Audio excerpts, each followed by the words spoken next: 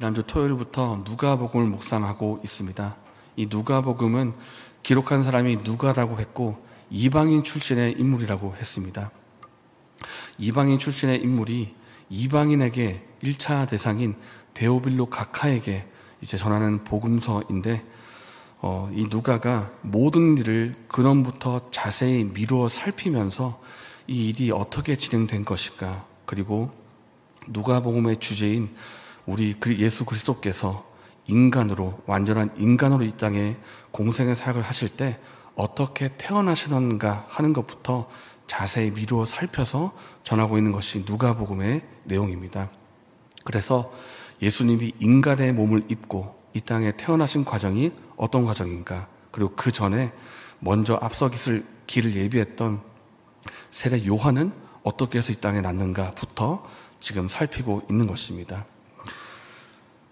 이 사가랴와 엘리사벳의 가정에서 드디어 아들이 태어나게 됩니다. 이 하나님의 언약이, 그리고 하나님께서 기도 가운데 하셨던 그 말씀이 너에게 아들이 있을 것이고 이름을 요한이라고 하라. 그가 장차 큰 자가 되어서 백성들의 마음을 하나님께로 돌이키는 그 일을 할 것이다 말씀하셨는데, 그 말씀하신 그대로 아들이 태어나게 된 것입니다. 이 아들이 태어났다는 이 사실이 얼마나 사가랴와 엘리사벳의 가정에게 큰 일이고 또 주변 사람들에게 큰 일인가 하는 것은 그동안 자녀를 낳지 못했던 일이 얼마나 고통스러운 일이었는가부터 살펴보면 알 수 있게 됩니다. 57절 말씀에 보니까 아들을 낳으니 이렇게 나와 있습니다. 아들을 낳게 되었는데, 사가랴와 엘리사벳 가문은 제사장 가문이라고 했습니다. 제사장 가문에서 태어나서 그동안 일생 동안 하나님 말씀을 경외하고 순종했던 사람이었고 하나님 앞에서 의로운 삶을 살았던 의인이었다, 이렇게 평가를 받고 있는데, 문제가 자녀가 없는 것이 문제라고 했습니다. 이것이 개인적으로 얼마나 고통스러운 일인가. 그동안 자녀가 태어나기를 얼마나 기도를 했을까요? 그런데 7절 말씀에 나이가 많아서 노인이 되기까지 자녀가 계속해서 없는 것입니다. 그동안 얼마나 고민하고 얼마나 기도했겠습니까마는 그럼에도 당장 자녀가 생기지를 않는 것입니다.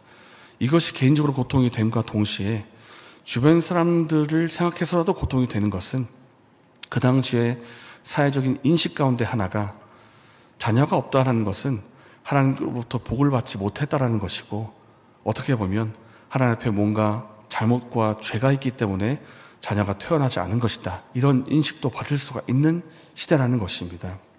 그래서 지금 저 집에는 아직도 자녀가 없네, 노인이 되기까지 자녀가 없네, 무언가 그 집에 잘못이 있는 거 아니야?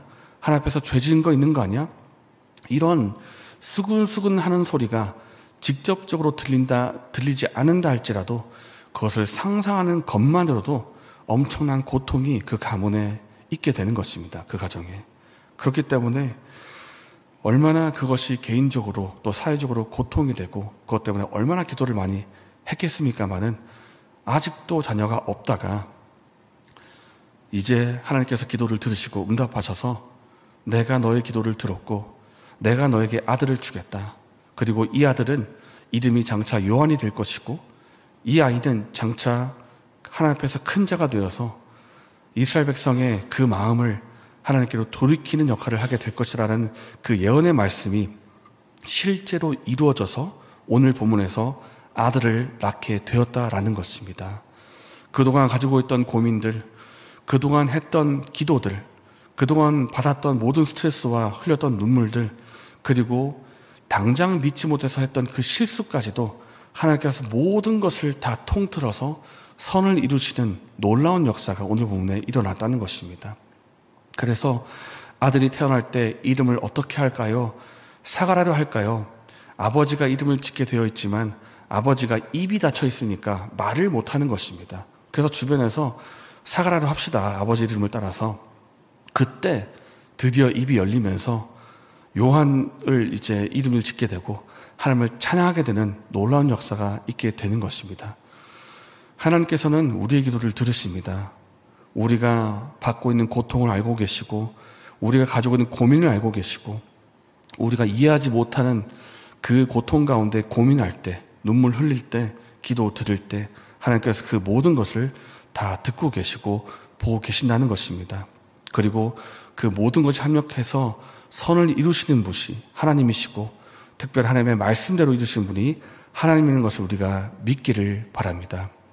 그렇기 때문에 우리가 우리 삶에 주어진 원인 모를 고통, 원인 모르게 흘리게 되는 그 눈물, 그것을 가지고 하나님 앞에 기도하시기를 바랍니다.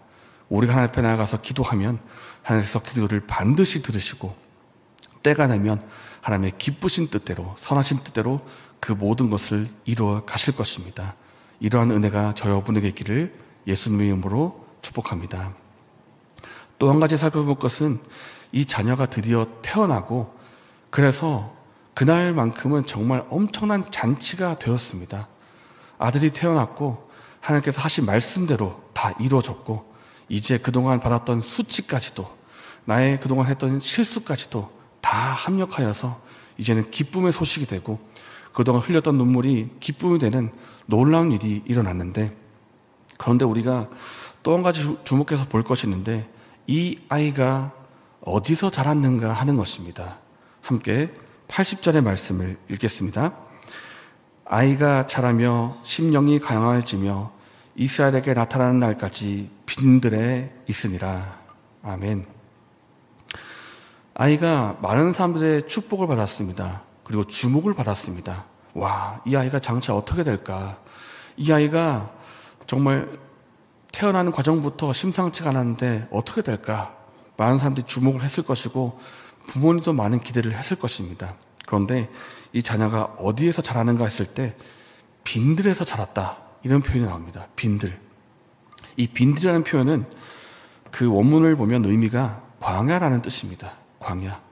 우리가 길을 가다가 뭐 길가에 그냥 뭐 길판, 들 이런 것이 아니고 이런 것을 의미하는 것이 아니고 그래서 내 아들이 이 아이가 자라면서 들판에서 길가에서 친구들과 사이좋게 지냈구나 뭐 건강하게 씩씩하게 자랐구나 이런 뜻이 아니라 광야로 가서 광야에서 자랐다라는 뜻입니다.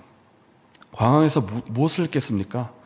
광야에서 하나님을 바라보면서 하나님과 교통하고 교제하고 하나님의 심령을 닮아가고 하나님의 말씀을 받고 그 영혼과 심령이 강하여지고 주님과 교통하고 교제하는 시간이 되었을 것입니다. 그러니까 하나님과의 깊은 만남을 가지는 시간을 그가 가졌다라는 것입니다. 어떻게 보면 부모님에게서 실망이 올 수도 있겠습니다.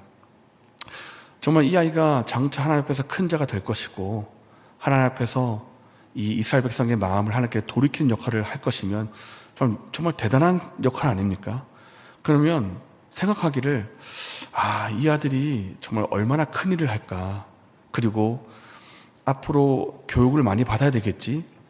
하나님 말씀도 잘 알아야 되겠지? 하면서 여러 제사장도 만나게 해주고 율법교사 만나게 해주면서 또 성전에서 또 오가게 하고 또 왕궁에서 드나들게 하면서 이 아들이 그 아들입니다. 정말 이 대단한 일을 할 아들이니까 잘 좀 돌봐주십시오라고 하면서 유명한 사람, 그 말씀 잘 가르친다는 사람에게 좀 붙여주고 연줄을 좀 닿게 해서 정말 크게 됐으면 좋겠다라고 생각하면서 그런 기대가 있지 않겠습니까? 그런데 성전에 가는 것도 아니고 왕궁으로 가는 것도 아니고 광야로 가서 아무것도 없는 그곳에서 하나님과 교통하는 시간을 가졌다라는 것입니다. 사람의 기준에 성공이라고 할 때 내 자녀가 성공한다고 하면 번듯한 직장, 다른 사람에게 자랑할 만한 직장 하나 가져가지고 돈 잘 벌고 또 잘 살아서 다른 사람에게 패기지지 않고 또 부모님에게 효도하고 또 잘 먹고 잘 살면 좋겠다라는 것이 우리가 하는 기준일 것입니다. 성공입니다. 그러나 하나님께서 말씀하신 성공은 그 기준이 다르다는 것을 우리가 마음에 담으면 좋겠습니다.